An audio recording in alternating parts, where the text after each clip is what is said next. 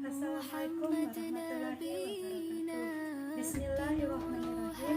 Tak kenal maka tak sayang, tak sayang maka tak ada. Perkenalkan, nama saya Martiliani, NIM 1930504102, kelas manajemen dakwah, Fakultas Dakwah dan Komunikasi.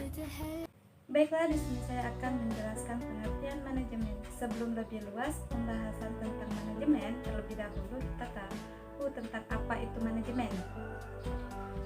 Apa itu manajemen? Sebagai ilustrasi, dalam kegiatan keseharian dipastikan siapapun akan selalu melakukan aktivitas yang memerlukan waktu, baik itu dosen, mahasiswa, pegawai lainnya. Berbeda dalam waktu yang sama, sebab itu tidak mungkin mengerjakan kegiatan atau tugas di waktu yang sama. Dengan kata lain, misalnya Anda salah satu pelaku bisnis di kampus, tetapi Anda juga mahasiswa. Nah, dari situ kita harus dapat membagi waktu yang mana duluan kita harus kerjakan tugas dosen duluan kah, atau menyelesaikan tugas sebagai pelaku bisnis. Tetapi yang harus kita ingat adalah bagaimana kita harus mengatur dan membagi waktu sehingga kedua hal itu bisa berjalan seiringan. Meskipun kenyataannya tidak pernah akan berjalan secara ideal, apapun kenyataan, tetapi dalam keseharian seorang mahasiswa, waktu yang baik sehingga semua pekerjaan bisa berjalan maksimal. Karena kita ingin semua melakukan kegiatan secara baik supaya capaiannya juga maksimal, itulah kita harus punya kemampuan manajerial atau tata kelola sistem yang baik. Sistem yang dimaksud adalah pola kerja atau pola atur waktu yang baik sehingga antara tugas dan dosen dan kegiatan Anda sebagai pelaku usaha bisnis bisa berjalan tanpa ada kesulitan dalam menyelesaikan keduanya. Kita juga perlu tenaga ekstra. Nah, di sini pentingnya manajemen, orang seiring juga menyebut manajemen waktu. Sebab tanpa teori sekalipun dalam keseharian kita sudah menjalankan hal itu. Tetapi karena semua berjalan secara natural, akhirnya kita tidak sadar terhadap pentingnya pengaturan atau tata kelola waktu yang baik agar tercapainya atau target yang diinginkan juga sesuai harapan. Misalnya dalam keseharian kita selalu melakukan aktivitas secara spontan. Nah, seperti kita mendengar komandan azan subuh, sebenarnya awal pelatihan manajemen waktu di pagi hari, tetapi karena hal ini sudah berjalan natural dan turun menurun seolah azan subuh hal biasa tanpa arti dan makna, kecuali hanya perintah sholat, padahal itu bisa melatih manajemen.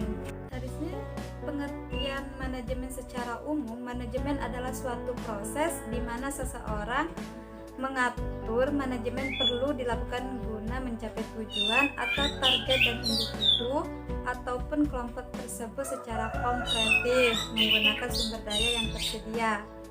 Dari pengertian tersebut, ilmu manajemen dapat diartikan sebagai kemampuan dalam mengatur sesuatu agar tujuan yang diingin tercapai dapat terpenuhi. Pengertian manajemen secara etimologi, manajemen berarti sebagai seni mengatur dan melaksanakan berdasarkan bahasa Prancis kuno. Manajemen juga dapat diartikan sebagai usaha, perencana, koordinasi, serta pengaturan sumber daya yang ada demi mencapai tujuan secara efektif dan efisien. Dengan menerapkan ilmu manajemen, diharapkan sesuatu yang sedang dikerjakan dapat selesai tepat waktu dan tanpa ada hal yang menjadi sia-sia. Tujuan tercapainya karena terorganisasi secara baik. Para ahli manajemen dengan pengertian beragam seperti menurut Mary Parker Follett, manajemen adalah seni dalam menyelesaikan tugas melalui perantaran seperti seorang manajer untuk mengarahkan bawahan atau orang yang lain untuk menyelesaikan pekerjaan tersebut sampai tercapainya tujuan. Nah, menurut Gilbert Terry, manajemen sebagai proses khas dan beberapa tindakan, yang termasuk tindakan seperti perencanaan, pengorganisasian, pengarahan, dan pengawasan. Karena semua tindakan tersebut akan tercapai dan memanfaatkan sumber daya yang tersedia. Menurut Rizky W. Gavin, manajemen adalah proses perencanaan organisasi, koordinasi, dan kontrol dalam sumber daya agar tujuan tercapai secara efektif dan efisien. Berarti bahwa manajemen dilakukan secara cermat, terorganisir, dan tentu tepat waktu.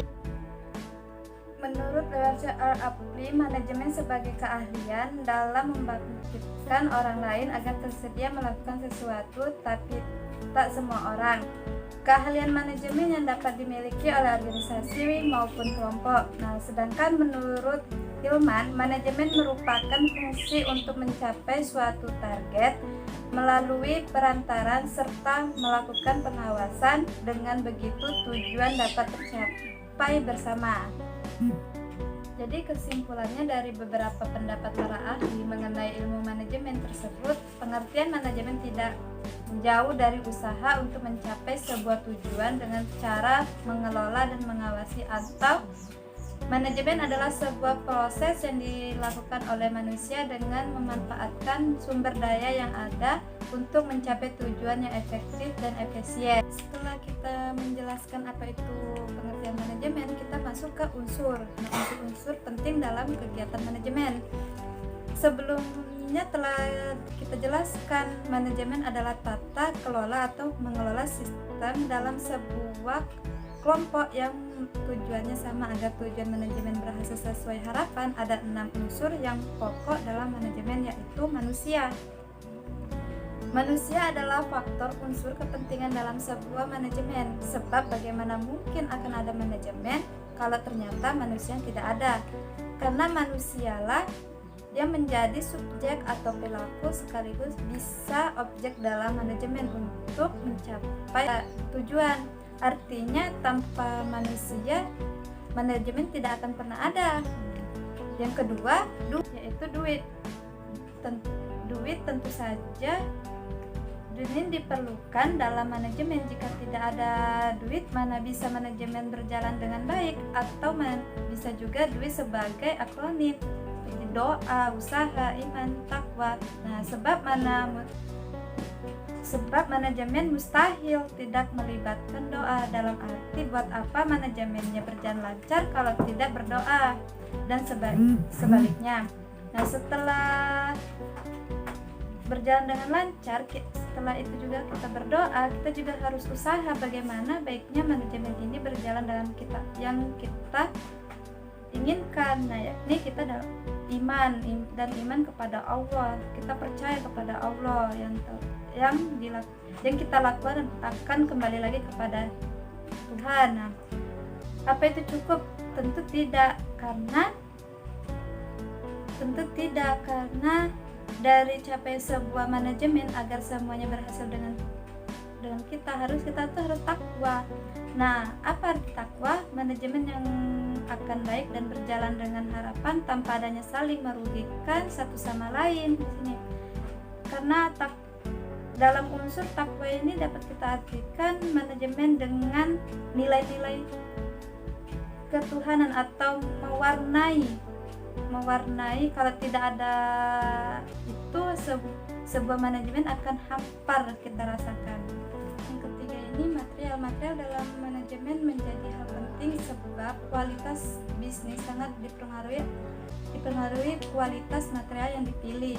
Jika materialnya yang buruk, tujuan manajemen akan sulit tercapai. Dapat kita lihat sekarang banyak perbaikan jalan. Jika material atau bahan bakunya buruk, maka jalannya cepat rusak kembali. Tetapi kalau materialnya bagus, maka jalan tersebut tahan lama. Itulah dalam unsur manajemen membutuhkan material yang baik dan berkualitas. Keempat, mesin salah satu unsur manajemen yang baik kita gunakan lebih, karena mesin ini lebih membantu dan mempercepat pekerjaan yang dilakukan agar memproses bahan bakunya menjadi produk yang lebih berkualitas sehingga hasilnya sesuai harapan. Kita kembali ke awal lagi tadi, kalau misalnya pembangunan jalannya tidak menggunakan mesin, maka pekerjaannya akan lambat, sama juga hasilnya kurang maksimal.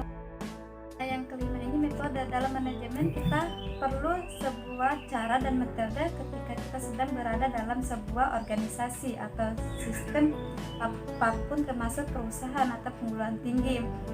Melakukan metode sebab metode yang dibuat oleh sistem manajemen akan didasari oleh target, waktu, duit, semua itu dijalankan oleh sumber daya manusia yang mumpuni, proporsional dan profesional. Maka diharapkan sistem atau metode yang berjalan dengan baik. Nah, yang keenam di market. Pada tata kelola apapun, unsur market atau pasar menjadi hal penting sebab sebuah bisnis atau lembaga apapun yang menjadi target dipastikan membutuhkan sasaran atau dalam konteks sebagai pasar atau market. Demikian hal kita membuat kerajinan tangan. Sudah tentu di dalamnya sangat diperlukan market atau pasar agar kita bisa pasarkan barang tersebut, tetapi kita harus upaya menjaga kualitas produk yang akan kita pasarkan agar konsumen tertarik untuk membelinya. Mengapa harus ada manajemen? Karena hadirnya manajemen dalam sebuah sistem menjadi hal penting sebab suatu sistem di organisasi dapat dikatakan misal perusahaan perguruan tinggi, bila tanpa manajemen maka dipastikan lembaga itu tidak akan berjalan dengan baik. Walaupun berjalan sudah pasti tidak sesuai yang diharapkan di sini, itulah diperlukannya manajemen sebab dengan adanya manajemen akan memperjelas siapa berpihak apa, siapa mengerjakan apa, dengan bahasa lain dengan tata kelola yang baik akan memperjelas tugas masing-masing, definisi atau bagian dari tingkat paling bawah sampai paling tinggi sekalipun, karena tanpa manajemen tujuan akan gagal. Setelah kita membahas unsur manajemen, kita bahas lagi di fungsi manajemen. Fungsi manajemen ini ada 5. Yang pertama, perencanaan. Perencanaan adalah hal pertama yang wajib dilakukan seorang manajer. Dengan adanya perencanaan, manajer mengevaluasi segala tindakan baik yang dilakukan maupun yang belum. Tanpa adanya perencanaan yang matang, tujuan dari kegiatan manajemen tidak akan tercapai. Contohnya kita membuat pempek, kita harus ada perencanaan. Kalau tidak ya akan gagal, karena yang kita rencanakan nantinya membuat pempek. Nah, tanpa kita rencana kita membuat kue, tentu tidak sesuai dengan perencanaan. Yang kedua ini pengorganisasian. Tujuannya untuk mempermudah proses pengawasan yang dilakukan manajer. Karena padanya pengorganisasian agar orang-orang berkelompok. Dalam kelompok tersebut ada manajer, itulah bisa mempermudah pengawasannya. Kita dapat melihat dalam pembuatan pempek, ada beberapa orang ditujukan untuk membuat pempek kulit, dan ada sebagian membuat pempek kapal selam, dan ada yang untuk bagian membuat cuka dan sebagainya. Itu sangat pengorganisasiannya sangat mempermudah pengawasan. Ketiga, penempatan. Manajer bertugas untuk menempatkan sumber daya yang tersedia sesuai dengan kebutuhan. Dengan begitu, proses pencapaian tujuan dapat dilakukan dengan lebih efektif dan efisien. Nah, yang keempat nih, pengarahan sebagai upaya agar perencanaan yang dibuat dapat berjalan dengan layak. Jadi pengarahan diperlukan agar segala sesuatu dapat dilakukan berjalan sesuai arahan atau rencana awal agar adanya pengarahan. Nah, yang kelima nih, pengawas. Tujuannya ketika manajemen dapat berlangsung sesuai rencana. Sebagai contoh, pembuatan pempek dapat tanpa pengawasan tersebut tidak akan berjalan dengan baik. Kenapa bisa? Karena tidak adanya pengawasan. Itulah pengawasan sangat penting agar tujuannya dapat tercapai dengan lebih efektif dan efisien. Alhamdulillahirabbil alamin, materinya sudah selesai. Semoga bermanfaat dan mengerti. Assalamualaikum warahmatullahi wabarakatuh.